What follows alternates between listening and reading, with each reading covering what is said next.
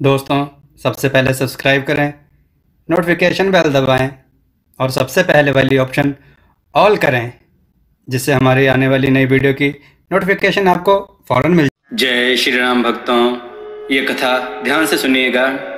आज की कथा है दीनू और बदसूरत लड़की का पीछा। आइए कथा श्रवण करें। बहुत समय पहले की बात है, जब एक शहर में दीनू नाम का एक लड़का रहता था। उसके माता पिता मध्यम वर्गीय परिवार से थे। वह लड़का नौजवान था और पढ़ाई पूरी करने के बाद कोई नौकरी नहीं मिलने पर बस दिन भर यहाँ वहाँ घूमा करता था। उसके घर वाले उसके लिए परेशान रहते थे कि हमारा लड़का कोई काम नहीं करता और दिन भर बस यहाँ वहाँ घूमता रहता है। उसके माँ बाप लोगों की बातों से बहुत परेशान रहते थे, क्योंकि लोग उनके लड़के के बारे में बहुत भली बुरी बातें कहते थे। माता पिता अपने दिल पर पत्थर रखकर लोगों की बातें बर्दाश्त कर लेते थे, लेकिन उनका लड़का दीनू कभी कभी अपने घर बहुत ही ज्यादा देर से आता था।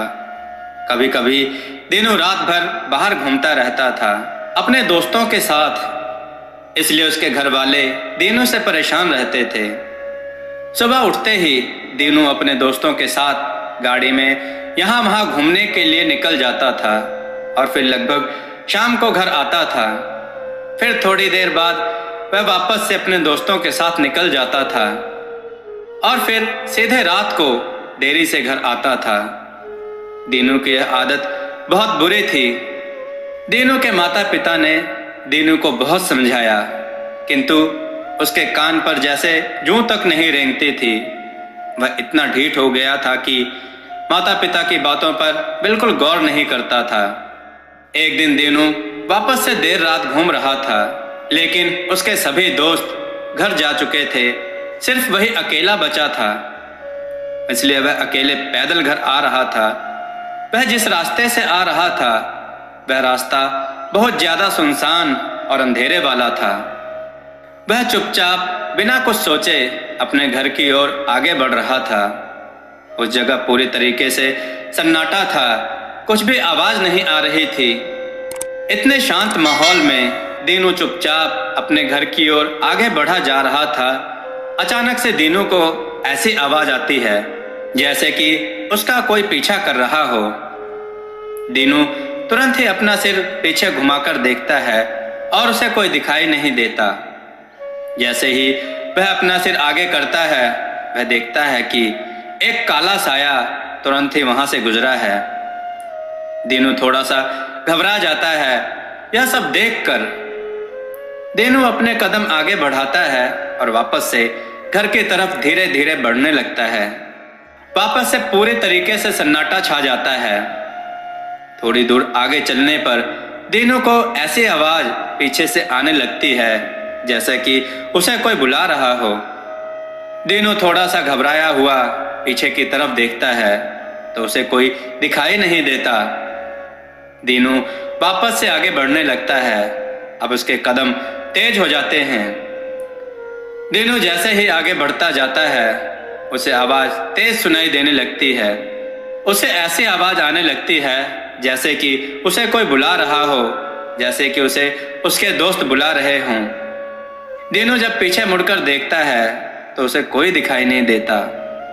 दीनू चुपचाप तेजी से आगे बढ़ता जाता है और तभी उसे वापस से वैसी आवाज आने लगती है। दीनू इस बार बिना देखे आगे बढ़ता जाता है। जैसे ही वह आगे बढ़ता जाता है, आवाज फिर से बढ़ने लगती है। अंत में जब दीनू पीछे देखता है तो उसे एक काला साया दिखाई देता है, जो उसे एक लड़की जैसा दिखाई देता है, जो ऊपर हाथ किए हुए दीनू को आवाज दे रही थी। दीनू सोचता है कि आखिर कैसे इतनी रात को कोई लड़की यहाँ आ सकती है, जबकि इस रास्ते पर दिन में भी चलना मुश्किल होता है। दीनू इधर उधर देखता है और वापस से जब उस काली परछाई की तरफ देखता है तो वह गायब हो चुकी होती है। यह घटना दीनू को बहुत डरा देती है। दीनू चुपचाप वहां से भागता हुआ घर की ओर आगे बढ़ता है। जब आगे बढ़ रहा था तब उसे कुछ हंसी की आवाज आने लगती है। अब वह बिना कुछ सुने अपने घर की तरफ आगे बढ़ता जाता है।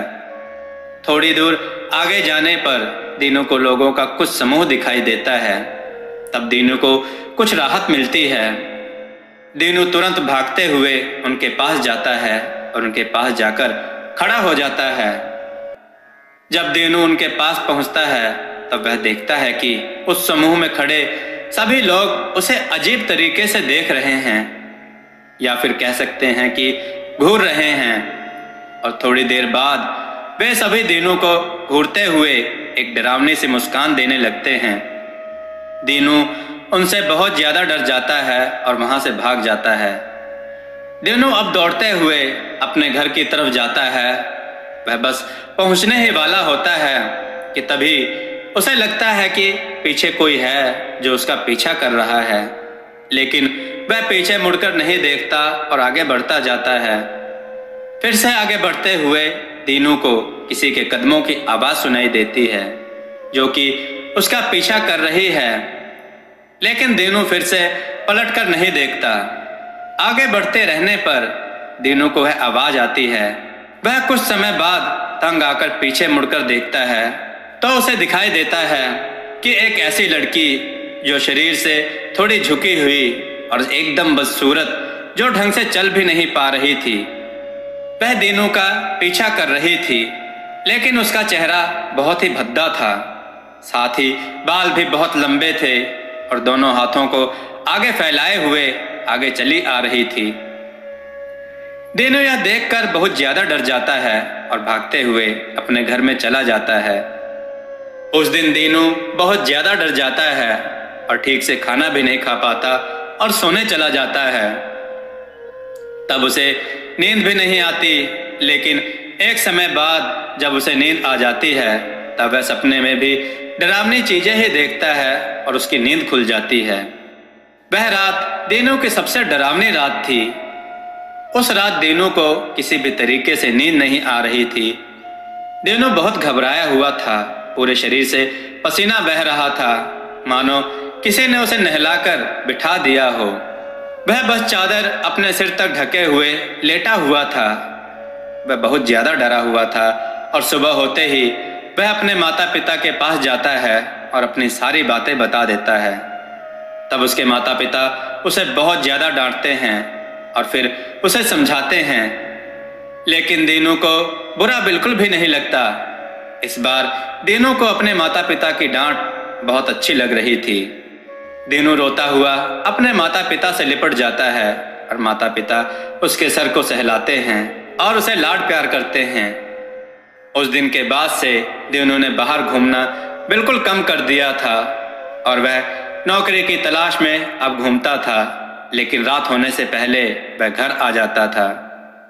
दोस्तों, आपको यह कथा कैसी लगी? अपने विचार और सुझाव कमेंट में जरूर दें। हमारी कथाओं को लाइक करें, हमारे चैनल को सब्सक्राइब करना ना भूलें, हमारी कथाओं को शेयर जरूर करें जिससे लोगों को अच्छा ज्ञान प्राप्त हो। जय श्री राम भक्तों।